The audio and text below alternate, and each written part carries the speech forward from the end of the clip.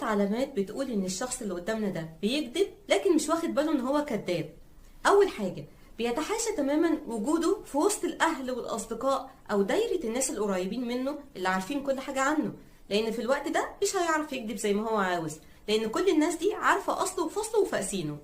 2، بيتحاشى تماما الدخول في اي نقاشات، لان هو عارف ان الحجة بتاعته مش قوية، وان اي حد كده بشوية اسئلة ممكن يكشف زيف الحقائق اللي بيقولها ويكشف كذبه، فرد فعله بيكون عنيف جدا، ممكن توصل لان هو يقفل خالص من الناس الموجودين وممكن يسيب لهم القعدة ويقوم اصلا. تالت حاجة، لا يتحمل مسؤولية افعاله اطلاقا، بالرغم من ان افعاله دي بتكون مؤذية جدا، لان هو بيكذب في احوال ما ينفعش يتكذب فيها، فممكن يضر باشخاص معينة. مش ممكن ابدا يتحمل مسؤولية تصرفاته دي، ودايما يهرب من المسؤولية ويحطها على شخص تاني. لو انتوا بتقابلوا حد فيه حاجة من الصفات دي، اعرف ان هو كذاب، لكن هو نفسه مش مدرك بكده، بس انتوا هتاخدوا بالكم.